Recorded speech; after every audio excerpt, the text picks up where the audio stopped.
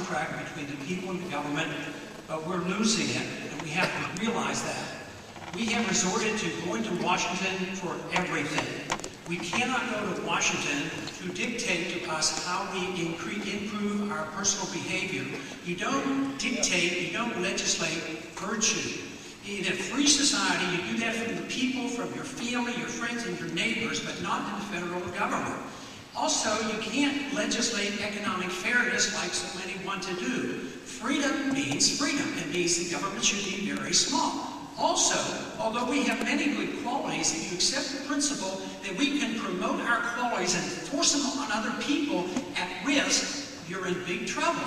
Because there is a true phenomenon called blowback, and people don't like to have their countries occupied, and they will resent it, and they will suffer the consequences from it.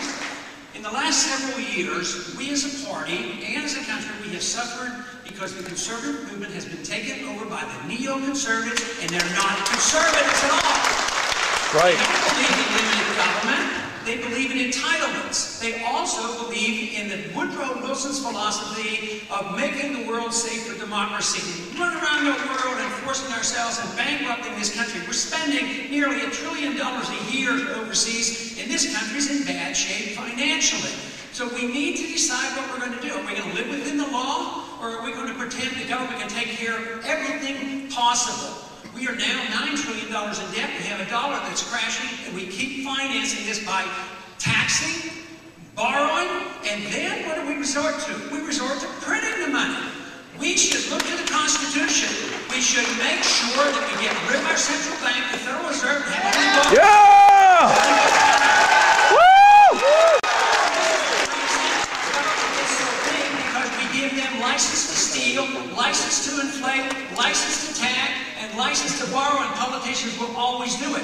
What we should struggle for is our freedom. Have faith and trust in freedom that it works. We've lost our faith and confidence in ourselves. We feel like we have to be the bullies of the world, and we feel like we have to have government in Washington. What happens when government fails in Washington? Going to go to the UN like we already have? We already obey the WTO. We changed tax laws because of the WTO. There's every reason in the world that if we just look to our traditions and understood our problems, we can once again set the goal for liberty, not for this perfect society that comes at the sacrifice of liberty. When you ask government to do it, you have to sacrifice liberty. This is not difficult to understand, but right now we are drifting rather rapidly into a totalitarian state. We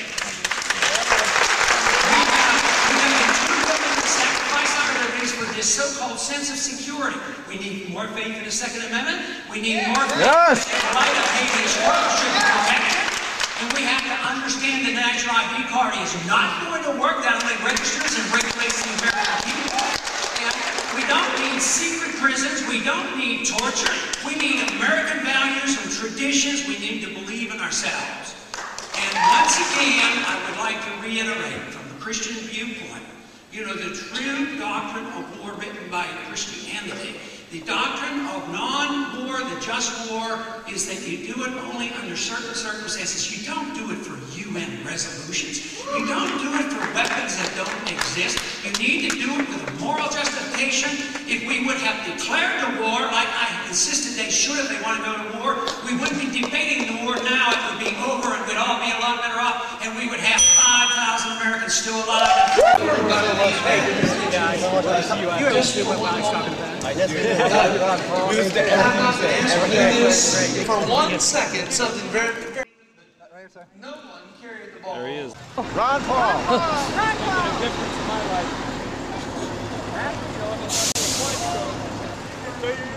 Yeah, me too. Yeah, right, guys. See you guys at the party. Ron Paul party. Ron Paul for president. Ron Paul at the party.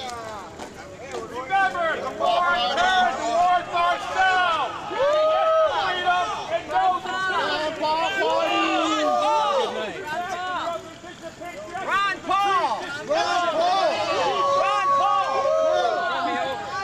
Small government. Ron Paul. At the party.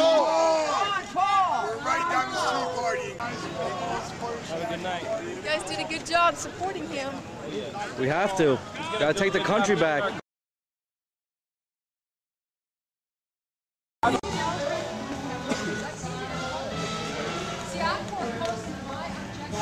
Paul!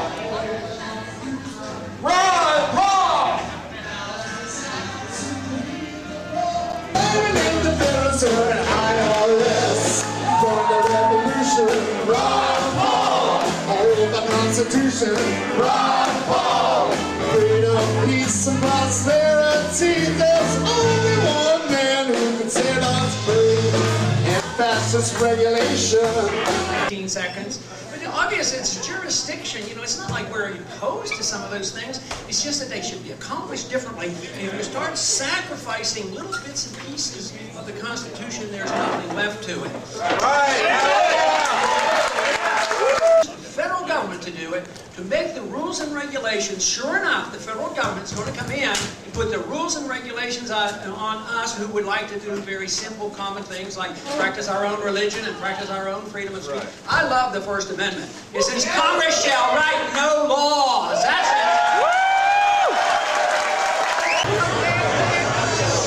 For America, baby. We're all hoping for a better America. This is the guy who's going to do it for us. Dr. Ron Paul.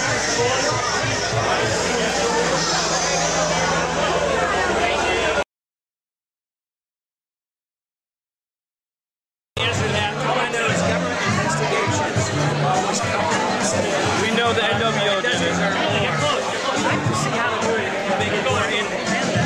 Rather than just depending on the same old clown who's doing it for cover up. That's the big thing. I mean, we still don't know the truth about Kennedy. We know the truth, but they won't admit it. It's all false facts. It's all fullback. Thank you. Yeah. Oh, let me see that. Let me see that. Ron Paul. Investigation into 9/11. A new investigation, which we were trying so hard to get.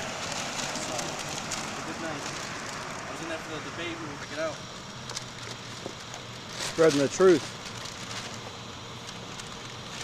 Ron Paul, president, 2008.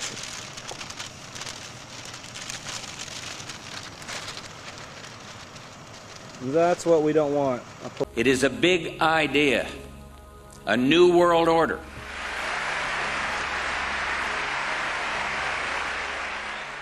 President Bush said that the New World Order was in tune, and that's what they were working for. The UN is part of that government. They're working right now very significantly for a North American Union. That's why there's a lot of people in Washington that don't care too much about our borders.